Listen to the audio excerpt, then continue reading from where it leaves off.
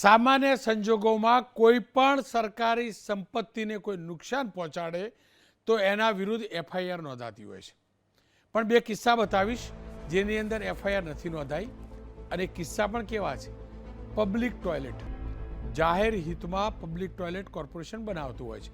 અમદાવાદના બે કિસ્સા છે, એક નારણપુરાનો કિસ્સો છે, એક દિલ્હી દરવાજાનો કિસ્સો છે.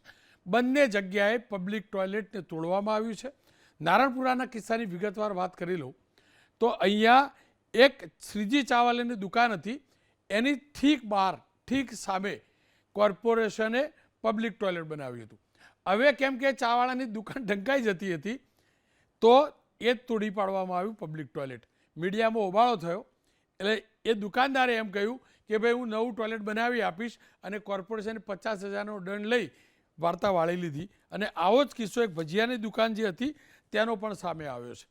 સવાલ એ છે કે તમારી દુકાન તમને મુબારક, તમારો રોજગાર તમને મુબારક, પણ જો પબ્લિક પ્રોપર્ટીને નુકસાન કરવામાં આવે છે તો ફરિયાદ કેમ ન નોંધાઈ? મારે હવે ઝાઝું કહેવાની જરૂર નથી કે નારણપુરાવાળી જે દુકાન હતી એ બીજેપીનો કાર્યકર્તા છે, સ્થાનિક નેતા છે, એની દુકાન હતી. સાહેબ આવું ના હોય, આવું ના હોય.